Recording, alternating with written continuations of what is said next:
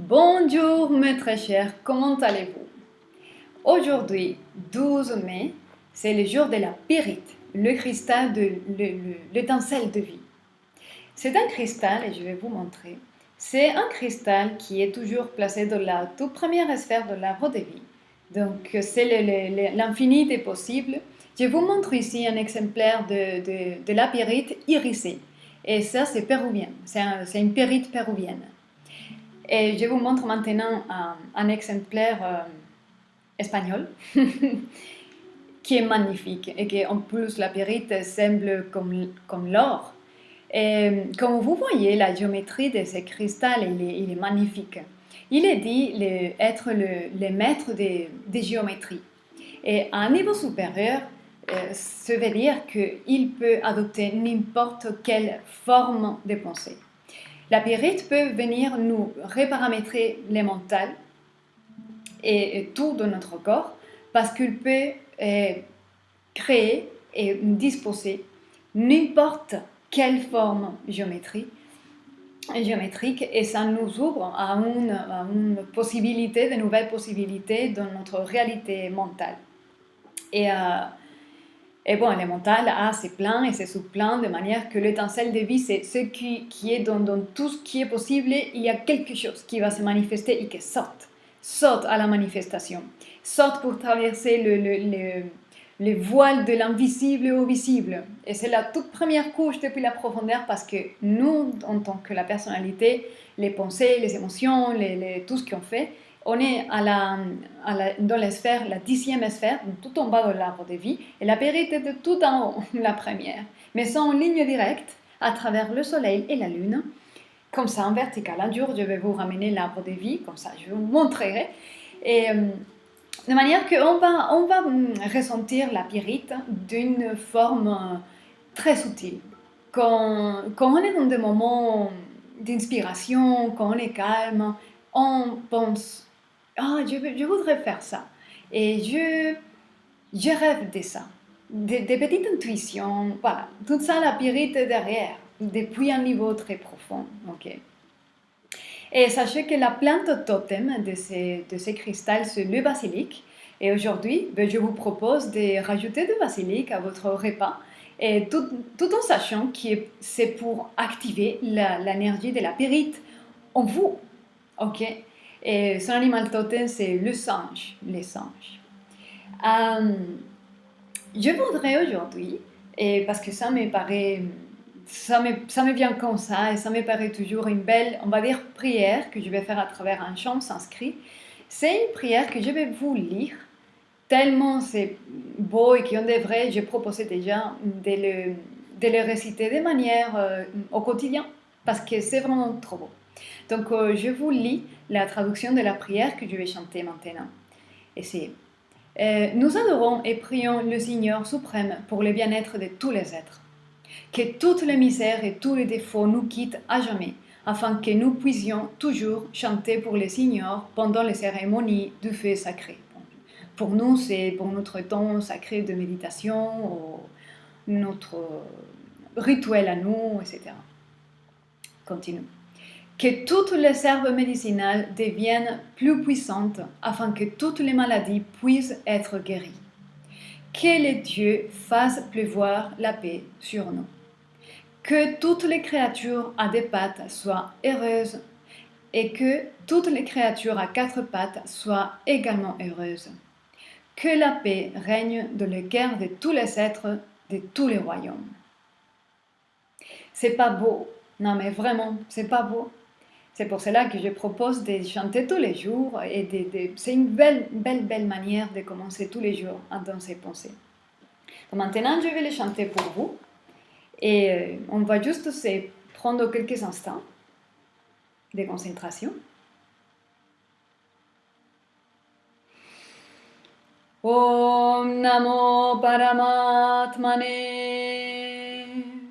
Shri Guru Pyo Namaha Harihi Om Tachayora Vrinimahe Khatvaya Gnaya Khatvaya Gnapataya Daivi svastirastu naha, svastiramanoshebhyaha, urdhvam jigatu bheshajam, shamno astu dvipade, sham chatushpade. Om Shanti Shanti Shanti Harihi Om.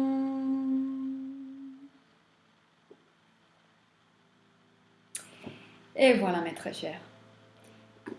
Je pense que ça vraiment ça vaut la peine de les chanter tous les jours, prendre quelques secondes pour fixer ces cadres d'intention si belles et si positives. Bon, pour finir maintenant cette petite vidéo, pour vous, je vais réaliser encore un petit tirage de tarot pour voir qu'est-ce que l'esprit de la vérité du tarot veut nous dire pour aujourd'hui. Ok. Dans ce jour de la Pyrite. Ok, il y a deux cartes qui se sont lancées. Je vais encore sortir une troisième carte et je vais vous montrer. Une dernière carte, s'il te plaît. Oh, c'est intéressant. Oh, dans les deux des cartes, c'est intéressant ça. Dans les deux des cartes, on a la reine de coupe avec l'as de denier et encore les chevaliers d'épée. Quelqu'un veut ici passer un message à quelqu'un d'autre qui est pur amour, qui a une coupe d'amour et avec qui veut commencer quelque chose, avec qui veut commencer une nouvelle relation, démarrer la relation, proposer quelque chose, parce que cette dame-là, elle est en elle-même une bénédiction.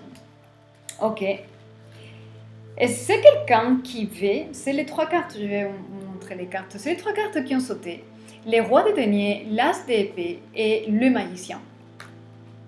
Les rois de denier, c'est quelqu'un qui est bien, déjà qui gère bien ses finances, quelqu'un qui est capable de générer de l'abondance, qui est stable et qui a quelque chose à proposer, une offre qui est mûre.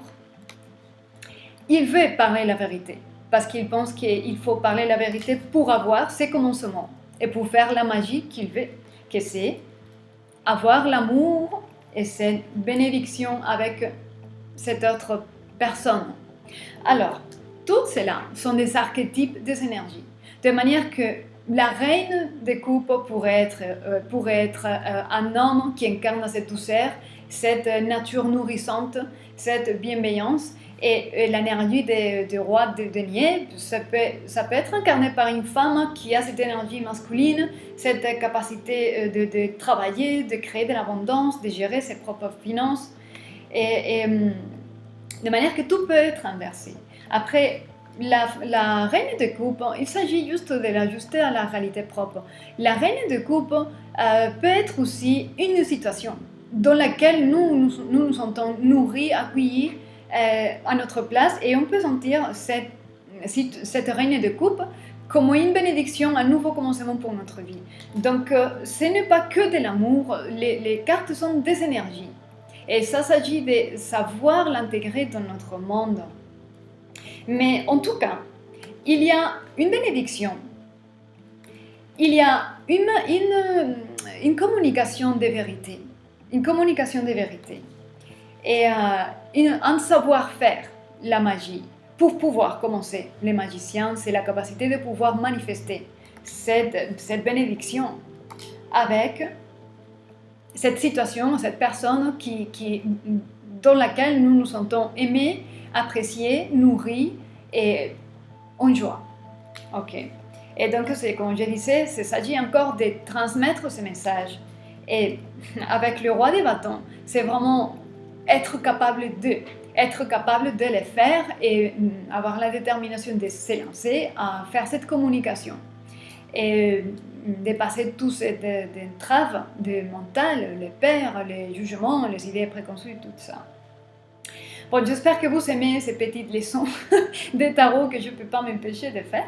J'espère que ça résonne pour certains parmi vous et que tout ce que je dis dans cette petite vidéo vous aide à faire votre journée ou à confirmer certaines pensées et ressentis. Gardez soin de vous, soyez heureux et profitez bien de la journée et je vous dis à très bientôt, sûrement demain, parce que je pense venir tous les jours, quelques minutes pour être avec vous. D'accord? Belle journée, à demain!